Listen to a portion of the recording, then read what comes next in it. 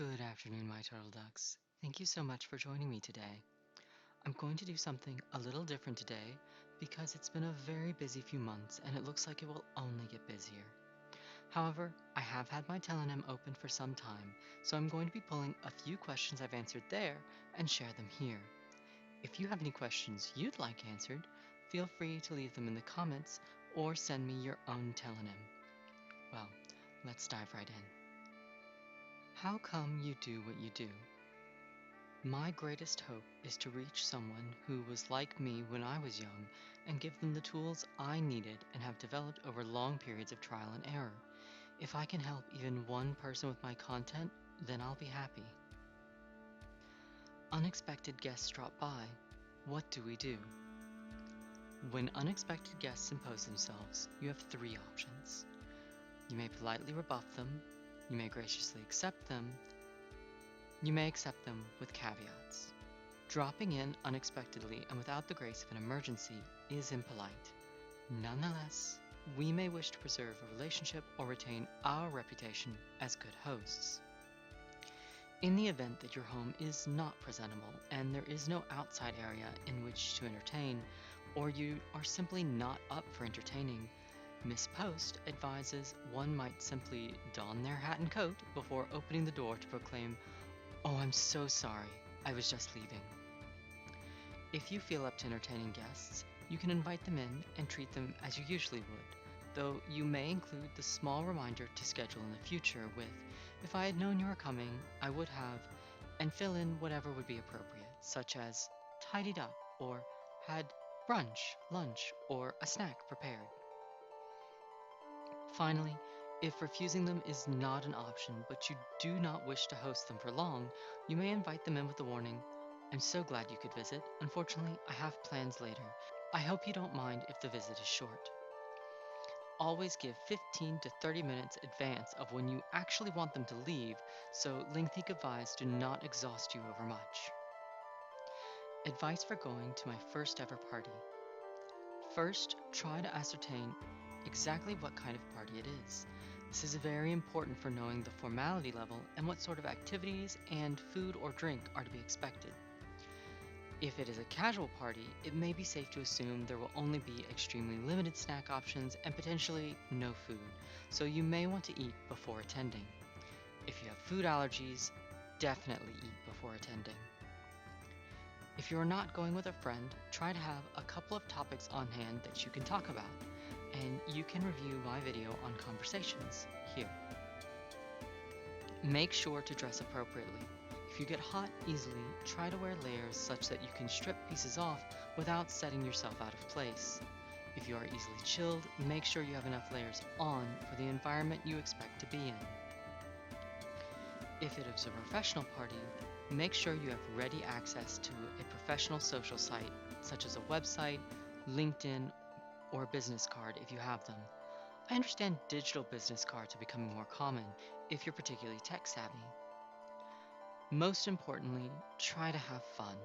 It can be easy to be nervous in new situations, but if you go in with your only expectation to have fun and meet a few people, I'm sure you'll have a great time. What external features should a man pay attention to when he has a date?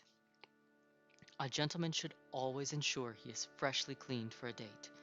His hair should be cleaned and brushed. If he grows facial hair, it should be tidied and well groomed. If he is shaven, he should ensure he is clean shaven. Cologne, if he wears it, should be applied very lightly. Clothing, regardless of formality, should be clean and in good repair, with exception given to specific fashion styles. This includes shoes. Try to match your date's level of formality. If they are going to be in a cocktail attire or business casual, don't show up in jeans and a t-shirt. On the reverse, if they will be dressed down, don't show up in a suit. How do you stop comparing yourself to others? Advice? Keep very close track of your own progress. If you like to write, try keeping a journal of progress you've made. For more visual mediums, keep a portfolio of your favorite pieces.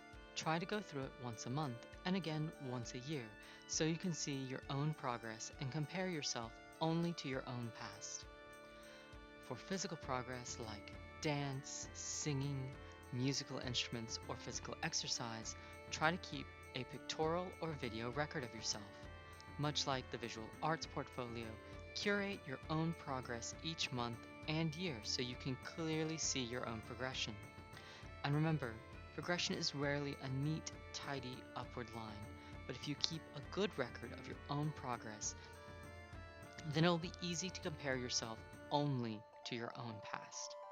If you have a group of friends with similar interests, try maybe starting a club where you can support each other and help each other keep up with progress. Sometimes it can be helpful to have a voice outside your own head point out how much progress you've made. Tips on dealing with an SO's parents hating you. Hopefully, your significant other is on your side. If not, it may be time to open a dialogue with that person to ensure they understand how you feel and what you think may or may not be helpful that they can do. Otherwise, please maintain the etiquette high road. They may hate you, but if you are unfailingly polite, others are more likely to be on your side, and they may buffer you against any abrasive behaviors offered by the parents. My in-laws were not pleased at my existence. I did an excellent job shattering their thinly held hopes for my husband's sexuality. It took several years, but for more than half a decade, we have reached a careful civility regarding one another. What can I do if I have a friend who expects me to change? I think that depends very heavily on whether you want to make the same changes they are expecting.